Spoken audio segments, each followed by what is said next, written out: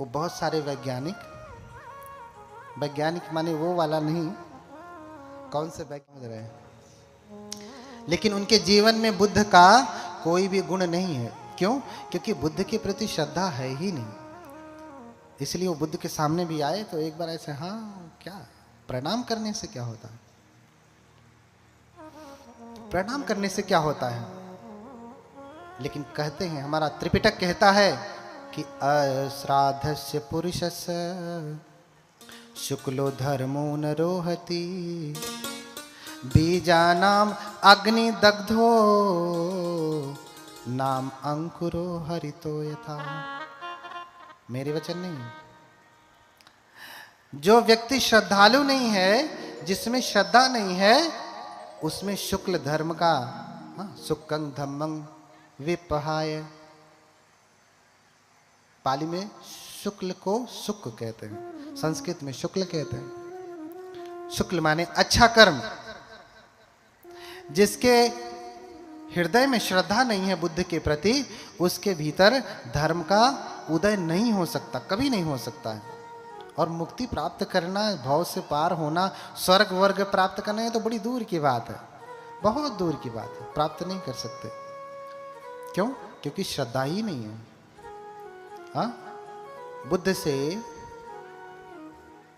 बुद्ध से आलवक यक्ष ने प्रश्न किया। आलवक नाम का एक यक्ष हुआ, बड़ा ही सामर्थ्यवान, शक्तिशाली। भगवान एक गुफा में ठहरे हुए थे और आलवक आता है। वो गुफा आलवक की थी, यहीं आपको जौनपुर के आगे जो सुल्तानपुर जिला है उसी में पड़ता है। आड़वी, आलवक की गुफा। भगवान वहीं जाकर के तप कर रहे हैं, साधना कर रहे थे। उसी समय आलवक यक्ष आया और देखा कि भगवान बैठे हैं। कहता कि निखमतु श्रमण, बोलिए भगवान बुद्ध की। क्या कहता? निखमतु श्रमण, श्रमण बाहर निकल। बुद्ध भी क्या है? श्रमण है। भगवान बाहर निकल गए। फिर भविष्यतु श्रमण, श्रमण अंदर जाओ। भगवान अंदर चले गए। फिर कहता है निखमतु श्रमण, श्रमण बाहर निकलो। भगवान बाहर निकल गए। फिर कहता भीतर जाओ। भगवान भीतर चले गए। फिर कहता है बाहर जाओ। भगवान बाहर चले गए। फिर कहता भीतर जाओ। फिर भगवान भीतर चले गए। फिर कहता है कि बाहर जाओ, निखमतु श्रमण, श्रमण बाहर निकलो।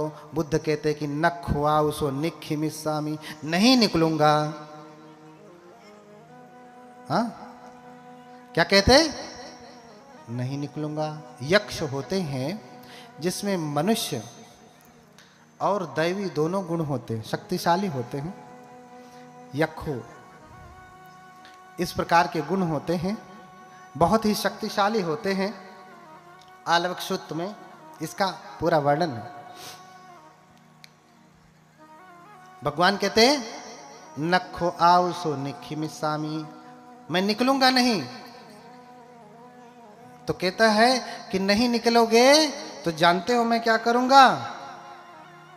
जानते हो क्या करूंगा? अगर निकलोगे नहीं तो चित्तंगवाते खिप्पिस्सामि, हाँ, हदयंवा फालेसामि, पादेषु हथंगहे त्वा पार गंगाय खिप्पिस्सामि। क्या कहता है कि अगर निकलोगे नहीं तो मैं तुम्हारे चित्त को विक्षिप्त कर दूंगा, हृदय को फाड़ दूंगा, और ये पैर पकड़ के ना, टंगरिया पकड़ के, पैर पकड़ करके गंगा के पार फेंक दूंगा। क्या कहता है? अगर बाहर नहीं निकले तो तुम्हारे चित्त को विक्षिप्त कर दूंगा, पागल कर दूंगा, हृदय को, दिल को फाड़ दूंगा और पैर के पार फेंक दूंगा, जैसे कोई गेंद फेंकता है। हाँ? निकल जा बाहर। बुद्ध मुस्कुराते हैं और फिर कहते हैं नखवाउ सुपस्सामि, सदैव के लोके समार के, सब्रह्म के, सत्समण ब्राह्मणिया पजाए सदैव मनुष्याय। अरे आउस, मैं किसी ऐसे व्यक्ति को नहीं देखता, इस लोक की तो बात छोड़ो, सदैव के देवलोक में भी, समार के मारलोक में भी, सब ब्रह्म के ब्रह्मलोक में भी सत्समण ब्राह्मणिया पजाए, किसी श्रमण और ब्राह्मण को भी ऐसा नहीं देखता। यो मंग चित्तं खिपेय, जो मेरे चित्त को पागल कर दे, हृदयं वा फाड़ेय, हृदय को फाड़ दे, पादेषु हत्थं गहेत्वा पार गंगाय खिपेय, और पैर को हाथ से पकड़ करके गंगा के पार फेंक दे। मैं किसी ऐसे व्यक्ति को नहीं देखता। तू क्या फेंकेगा? हाँ, तू क्या फेंकेगा? तेरा क्या सामर्थ्य? तू तो ना देव है, ना ब्रह्म है, ना महाब्रह्मा है, न कोई योगी श्रमण है, न कोई योगी ब्राह्मण, या ब्राह्मण अर्थात ज्ञानी। तू क्या मुझे फेंकेगा? लेकिन अपितंग आउस पुछ यदा कंक सीति। हाँ, लेकिन तेरे ऊपर कृपा है, तुझे जो पूछना है पूछ, तुझे जो पूछना है पूछ, तुझे जो पूछना है पूछ। चित्त उत नहीं फाड़ सकता। तू मुझे क्यों बाहर निकालना चाहता, क्यों बाहर अंदर करना चाहता? तुझे जो पूछना है सीधे सीधे पूछ, बाहर भीतर क्या लगाया है? तो फिर घबरा जाता है कि भगवान तो सही में सामर्थ्यवान है। मैं तो धमका रहा था कि हो सकता है डर के मारे हमारी धाक, कभी कभी कुछ होता, होते कुछ नहीं, अंदर से पों होते हैं और खूब धाक दिखाते हैं। जानते हो मैं कौन हूं? अब भैया वो जानता तो आपको कहना पड़ता कि जानते हो मैं कौन हूं। इसी से पता चल रहा है तुम हो कौन। कुछ भी नहीं हो, कहीं राष्ट्रपति थोड़ी नहीं हो, प्रधानमंत्री थोड़ी नहीं, मुख्यमंत्री थोड़ी नहीं। हाँ, तो लोग धमकी देते, नहीं जानते तुम मैं कौन हूं। अरे भैया जानता तो कहता क्यों? बड़ा मूर्ख आदमी है। हाँ? तो ऐसे धमका रहा था कि हो सकता है कि श्रमण गौतम डर जाए, भगवान डर जाए। लेकिन खुद ही डर जाता है जब डांटते हैं भगवान।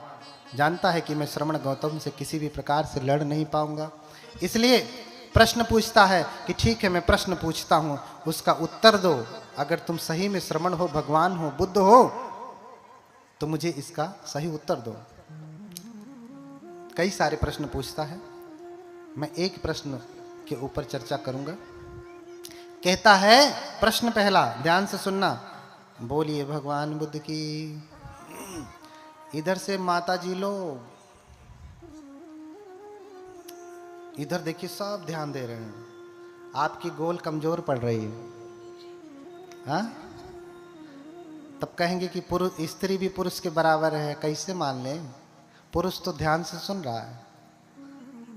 समानता का अधिकार भी चाहिए, काम भी समानता वाला न रहे, है ना? ध्यान दीजिए, थोड़ा बात कम करिए।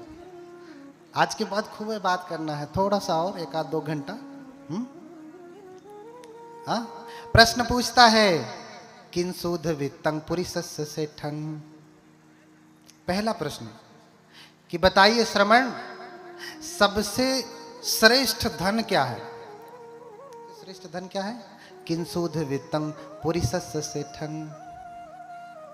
पहला प्रश्न पूछता। प्रश्न बहुत सारे हैं, क्योंकि मुझे श्रद्धा पे चर्चा करनी है कि बुद्ध की बातों को आप क्यों नहीं मानते। तो बुद्ध उत्तर देते हैं कि यक्ष आलवक सद्धीध वित्तं पुरिसस्य सेठं। सद्धा प्लस इध संधि हो गई तो क्या हो गया? सद्धीध। इध माने यहां इस लोक में, सद्धीध वित्तं पुरिसस्य सेठं। इस लोक में सबसे श्रेष्ठ धन क्या है? श्रद्धा। सबसे श्रेष्ठ धन क्या है? श्रद्धा। श्रद्धाय तरति योगं अपमादेन अर्णवं। अगर इस भाव से पार उतरना है ना, अरहत्व तक जाना है, बुद्धत्व तक जाना है, या स्वर्ग नरक भी आपको जाना है, नरक नहीं स्वर्ग जाना है, तो आपके लिए क्या चाहिए? श्रद्धा। बिना उसके नहीं। श्रद्धाय तरति ओघं। श्रद्धा से ही इस दुष्कर ओघ को, बाढ़ को, जो व्यक्ति को डुबा रही है बार बार यहीं में, व्यक्ति उसको पार करता है। इसलिए कहा अश्राद्धस्य पुरुषस्य शुक्लो धर्मो न रोहति बीजानाम अग्निदग्धो नाम अंकुरो हरितो यथा। बिना श्रद्धा वाला व्यक्ति कभी भी धार्मिक नहीं हो सकता। ज्ञानी हो सकता है, विद्वान हो सकता है, प्रकांड पंडित हो सकता है, लेकिन धार्मिक नहीं हो सकता। बोलिए भगवान बुद्ध की। इसलिए विद्वता के साथ क्या होनी चाहिए? श्रद्धा। और देखना, जिस व्यक्ति में श्रद्धा नहीं है, समर्पण। श्रद्धा किन किन बातों से परिलक्षित होती है? अरे आप अपनी मम्मी पापा को भी ऐसे हाथ जोड़ लेंगे तो भी कोई बात नहीं, मम्मी पापा नाराज थोड़ी ना होंगे। और झुक करके प्रणाम करेंगे तो भी कोई बात नहीं, ऐसे छू लेंगे तो भी कोई बात नहीं, माथा पटक करके 3 बार प्रणाम करेंगे तो भी कोई बात नहीं, प्रणाम नहीं भी करेंगे तो भी कोई बात नहीं। लेकिन सब प्रकार के प्रणामों में अंतर है। प्रणाम नहीं करेंगे तो इसका मतलब ये नहीं कि माता पिता आपको श्राप देंगे, ऐसा होगा नहीं। लेकिन जिस दिन आप माथा पटक करके उनको प्रणाम करेंगे ना, उस दिन आशीर्वाद आपको बहुत अधिक प्राप्त होगा। ये तो माता पिता तक की बात है, बुद्धों की बात तो और भी निराली है।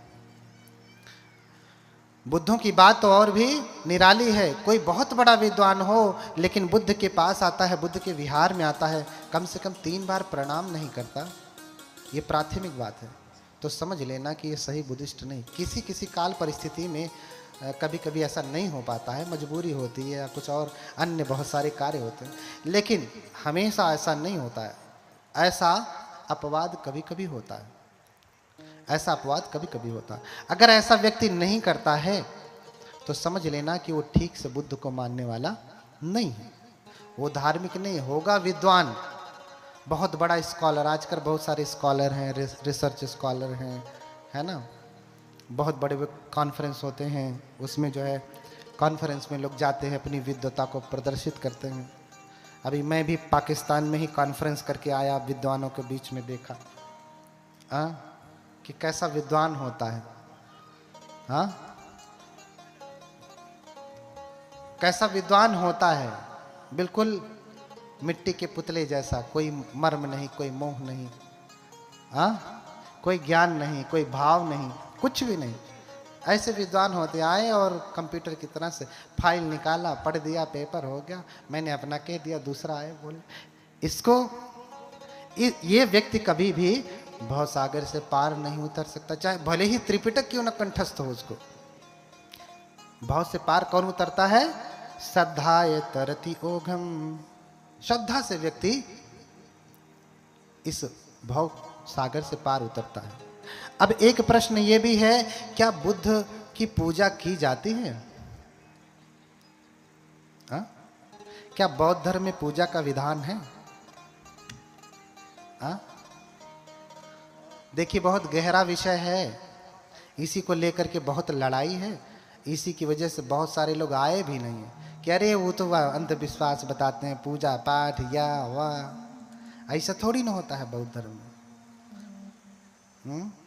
वो कहीं आकाश से कोई बौद्ध धर्म का ग्रंथ पढ़ के आए होंगे। मैं तो यही धरती वाला जो भगवान बुद्ध ने उपदेश दिया वही पढ़ के बताऊंगा आपको, प्रमाणों के साथ, साक्ष्यों के साथ कहूंगा।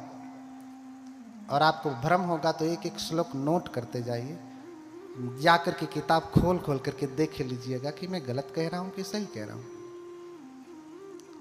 इतना श्लोक अपने लिए नहीं याद किया हूं, मेरे लिए तो बुद्ध देख लिया, दर्शन हो गया। आपके लिए किया हूं, पढ़ता आपके लिए हूं, मेरे लिए नहीं, क्योंकि मैं तो जान गया बुद्ध ही सर्वज्ञ है, बस इतना पर्याप्त है। लेकिन आपके 75 प्रश्न हैं, उनका उत्तर नहीं मिलेगा तो आप बुद्ध के रास्ते पे आएंगे नहीं। तो कितने लोग हैं जो मानते हैं कि बौद्ध धर्म में पूजा पाठ भी होता है? हाँ, बाकी वैज्ञानिक लोग हैं ना। बोलिए भगवान बुद्ध की, भगवान बुद्ध की। देखिए, बौद्ध धर्म का, त्रिपिटक का बहुत महत्व है, लेकिन उस त्रिपिटक की एक कुंजी है, कुंजी। जैसे आप मैथमेटिक रखते हैं ना, उसकी होती है ना एक कुंजी, कुंजी होती है ना, त्रिपिटक की कुंजी क्या है? जो हाथ नहीं उठाए हैं जरा वो बताएं। इधर विद्वान वर्ग बैठे हैं सोफा पे। त्रिपिटक की कुंजी क्या है? त्रिपिटक की कुंजी है मिलिंद प्रश्न। उसे त्रिपिटक की कुंजी कहा। क्या कहा? त्रिपिटक की कुंजी कहा। अर्थात त्रिपिटक आपने पूरा पढ़ लिया, बिना पढ़े मिलिंद प्रश्न के सारे जो है उदाहरण तर्क आपको सही से नहीं समझ में आएंगे। लेकिन त्रिपिटक पढ़ा है तब समझ में आएगा कि कुंजी में क्या दिया गया। समझ रहे हैं ना? त्रिपिटक की कुंजी है मिलिंद प्रश्न। उसे पाली में मिलिंद पन्नो कहते हैं। मिलिंद प्रश्न में ऐसे ही राजा मिलिंद बनते नागसेन से प्रश्न करते हैं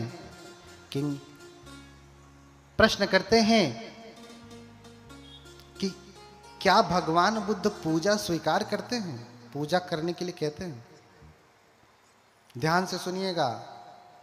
आज तक आप जो जानते रहे होंगे, बहुत क्या जानते रहे होंगे मुझे नहीं पता, लेकिन जो अभी सुनेंगे वो बिल्कुल नया होगा आपके लिए। ध्यान से सुनिएगा। क्या बुद्ध पूजा स्वीकार करते हैं?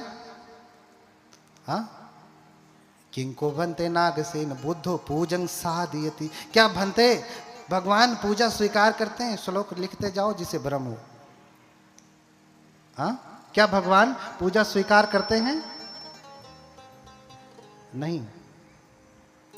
और अगर स्वीकार करते हैं तो वो निर्वाण को नहीं प्राप्त किए, महापरिनिर्वाण को प्राप्त नहीं किए, क्योंकि जो निर्वाण प्राप्त कर लिया परिनिब्बुत हो, वो तो इस संसार से फिर चला जाता है, उसका वो मुक्त हो जाता है। जैसे दीपक है बुझ गया, वैसे ही व्यक्ति निर्वाण प्राप्त करने के बाद बुझ जाता है, फिर इस लोकांतर में कहीं भी नहीं रहता, मुक्त हो जाता है वो।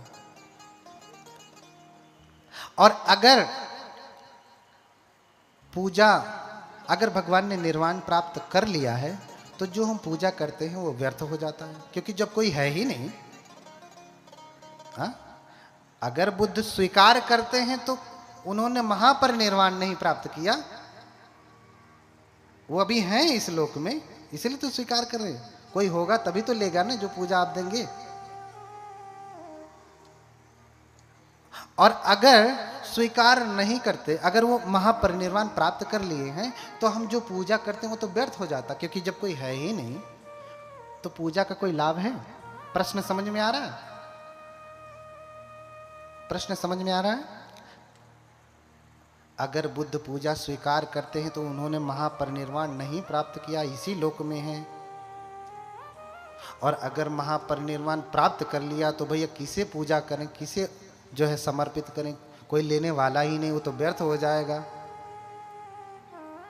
हाँ, ऐसा कठिन प्रश्न पूछा, इसे मेंढक प्रश्न कहा। क्या कहा? क्यों कहा? क्योंकि मेंढक का शरीर बड़ा जटिल होता है, मनुष्य के शरीर जैसा। ऐसे ही ये प्रश्न भी क्या है? जटिल है। इसलिए आदमी के ऑपरेशन से पहले पूछिए, डॉक्टर बैठे हैं, किसका ऑपरेशन कराते हैं? मेंढक का। किसका? मेंढक का। तो किंखो भंते नागसेन बुद्धो साधयति, यदि खो भंते साधयति न परिनिब्बुतो भगवा, यदि परिनिब्बुतो तो कथं पूजा अवंजो होती अफलो। तो भाई क्यों पूजा करें? दोनों प्रकार से भाई पूजा का कोई अर्थ नहीं है। तो भंते नागसेन कहते हैं, राजन परिनिब्बुतो खो भगवा न पूजन साधयति। ध्यान से समझना, एक एक शब्द में, वाक्य में बड़ा गहरा दर्शन है।